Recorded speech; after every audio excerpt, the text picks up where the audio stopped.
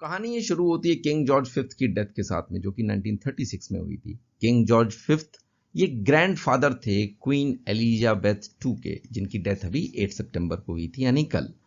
इसके बाद थ्रोन की जिम्मेदारी मिलती है एडवर्ड एट्थ को, और यही बनते हैं इंग्लैंड के पहले बाहुबली, क्योंकि ये जिनसे शादी करना चाहते थे उसको लोगों ने कंडेम किया, तो इन्होंने जो है थ्रोन ही छोड़ दिया। और उसके बाद क्वीन एलिजाबेथ टू के फादर यानी कि किंग जॉर्ज सिक्स्थ को जो है ये रिस्पॉन्सिबिलिटी मिली। इनको स्टैमरिंग की प्रॉब्लम थी, जिसपे हम लोग अभी आगे चर्चा करेंगे।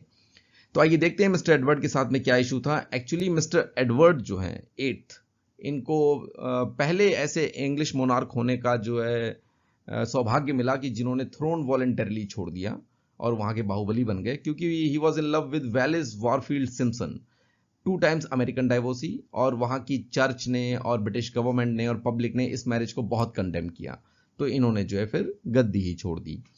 और ये इन्होंने छोड़ी by the declaration of abdication act, ठीक है, और दिसंबर 10 1936 को छोड़ दिया। क्या कहा इन्होंने गद्दी छोड़ते वक्त? वो ये कहा, I have found it impossible to carry the heavy burden of responsibility and to discharge my duties as king as I would wish to do without the help and support of the woman I love. तो इनका कहने का मतलब यही था भैया कि अगर हमारी शादी नहीं आप लोग स्वीकार करेंगे तो हम जो है ये थ्रोन स्वीकार नहीं करेंगे। और इमीडिएटली उसके बाद जो है mister Albert, king George six का उन्हें जो है दर्जा मिलता है और वो जो है किंग बन जाते हैं, और ये भाई साहब इंग्लैंड छोड़ के चले जाते हैं। इतनी सी बात है, इसीलिए इनको जो है इंग्लैंड का बाहुबली मैंने कहा। ये मूवी बनी है किंग जॉर्ज सिक्स के ऊपर, जो कि क्वीन एलिजाबेथ टू के फादर थे, और इनको स्टैमरिंग की बहुत दिक्कत थी। और ये मूवी लिटरली ये बताती है कि कोई प्रॉब्लम अगर आपको है और आप अगर उसको ओवरकम करने में शिद्दत से अगर जुट जाते हैं तो वो प्रॉब्लम ओवरकम हो ही जाती है। He struggled a lot to cope up with this stammering problem, और ये इनसे स्पीच दी ही नहीं आती थी बिल्कुल। और फिर बाद में इन्होंने जो एक ऑस्ट्रेलियन स्पीच और लैंग्वेज थेरेपिस्ट थे लायनल लोग, उनकी इन्होंने हेल्प ली। मूवी में ये रोल प्ले किया है जेफरी रश ने। तो देखनी चाहिए आपको ये मूवी, बहुत अच्छी और इंस्पायरिंग मूवी है। दोनों ही बहुत अच्छे दोस्त बन गए, और बाद में बहुत एक इंपॉर्टेंट जो वॉर स्पीच थी, इन्होंने जो वॉर टाइम के जब जर्मनी पे जब वॉर डिक्लेयर कर दिया था, तब इन्होंने जो स्पीच दी थी वो वाकई बहुत फेमस हुई थी। 1939 में वो स्पीच दी थी इन्होंने।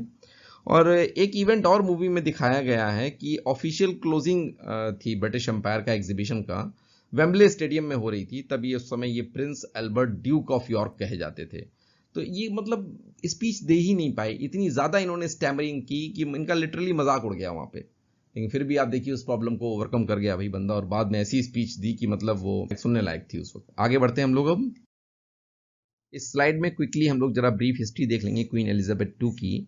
She was the oldest child of king George sixth, है ना। इनकी मदर का नाम क्वीन एलिजाबेथ था। She was born on April 21 1926 and she came to the throne on 1952, और 1952 से लेकर 2022 तक। अब आप ये देखिए कि 70 ईयर का जो इनका टेन्योर रहा है, मतलब पूरे विश्व के इतिहास में इतने लंबे समय तक कोई भी मोनार्क कभी नहीं रहा, ठीक है। और कोई lady head of the state भी कभी नहीं रही। तो सोचिए अब ये भी इनके नाम पे जो है एक रिकॉर्ड बन गया। और बॉलमोरल कैसल में जो है इन्होंने अपनी आखिरी सांस ली, and she was the queen of United Kingdom and other Commonwealth of Nations. Commonwealth of Nation एक जो है पॉलिटिकल एसोसिएशन है उन देशों का जो ब्रिटेन की कभी ना कभी जो है कॉलोनी रहे हैं, ठीक है। और ऑफिशियली कुछ लोग मानते भी हैं क्वीन, इंडिया उसमें से नहीं है, ठीक है। हम लोग का कोई भी जो है, हम किसी भी तरीके से जो है इनको कोई क्वीन नहीं मानते, हम बिल्कुल एकदम सोवरेन नेशन है, ठीक है। क्वीन एलिजाबेथ टू अपने पूरे 70 इयर्स के टेन्योर में 3 टाइम्स उन्होंने इंडिया विजिट किया था, 1961 में, 1983 में और 1997 में। 1961 वाली जो विजिट थी ना वो बहुत चर्चा में थी, क्योंकि जब ये राजघाट पे जब ये पहुंची थी महात्मा गांधी मेमोरियल पर, तो वहां पर इन्होंने अपने स्लीपर या सैंडल जो भी है वो इन्होंने उतार लिए थे।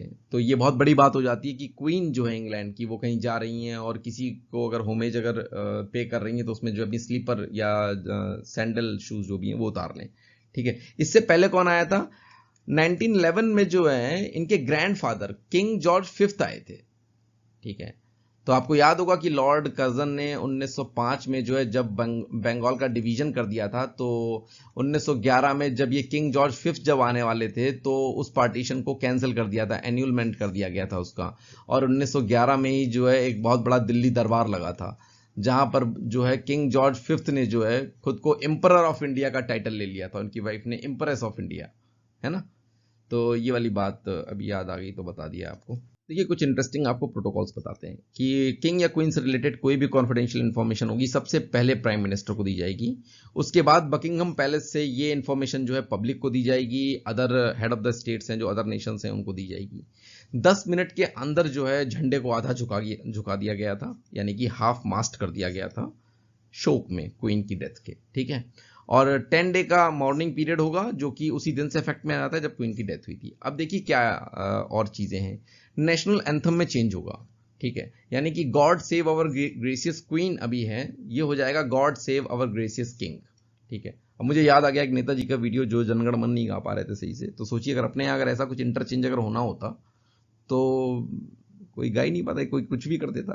खैर छोड़िए, आगे बढ़ते हैं। चेंज इन करेंसी, अभी क्या है क्वीन की जो फोटो है उस पे पाउंड पे, ठीक है, उसको भी चेंज करना पड़ेगा। तो ये क्या करेंगे, ये रिप्लेस करेंगे करेंसीज को, जिनमें काफी टाइम भी लग जाएगा इनको। 4.5 बिलियन पाउंड्स जो है वो सर्कुलेशन में है अभी। अब देखिए इमीडिएटली डेथ के बाद, क्वीन एलिजाबेथ टू की डेथ के बाद जो है उनके बड़े बेटे प्रिंस चार्ल्स को इमीडिएटली किंग बना दिया गया, और जो कि अब हेड ऑफ द स्टेट भी हैं। सॉरी यहाँ मिस हो गया, ठीक है।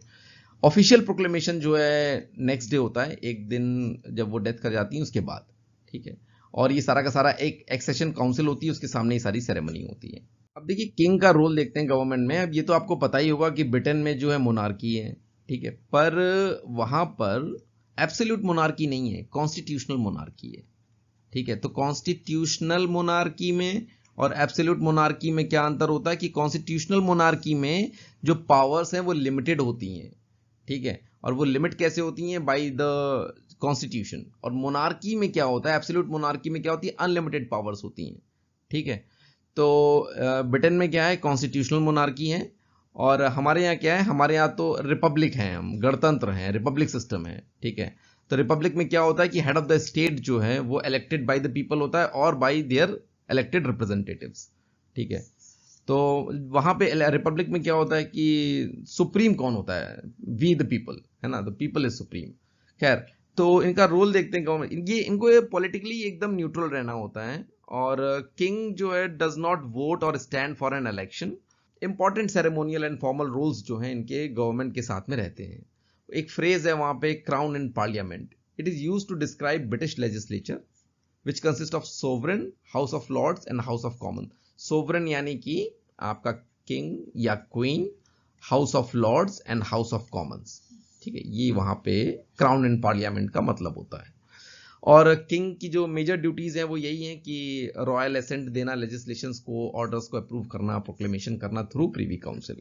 और ऐसे ही जो किंग का रोल जो पार्लियामेंट के साथ में वो क्या है, बिल्स को एसेंट देना, मिनिस्टर्स को सुनना, नई पार्लियामेंट को समन करना, गवर्नमेंट को एडवाइस देना, और ओपनिंग और क्लोजिंग सेशन जो है पार्लियामेंट का उसको एड्रेस करना। ये है बकिंगम पैलेस, जाते जाते देख लीजिए। 775 रूम्स हैं इसमें। समर्स में जो है विजिटर्स के लिए खुलता है, और 1837 से जो है ये ऑफिशियल रेजिडेंस रहा है। अभी जो है एडमिनिस्ट्रेटिव हेडक्वार्टर है ये मोनार्क्स का, सोवरेंस का। सोवरेन यानी मोनार्क एक ही चीज होती है, किंग और क्वीन, ठीक है। So this is the end of the session, and your subscription is very valuable. Then please do subscribe if you like this video, this session. See you soon in the next video. Thank you and good night.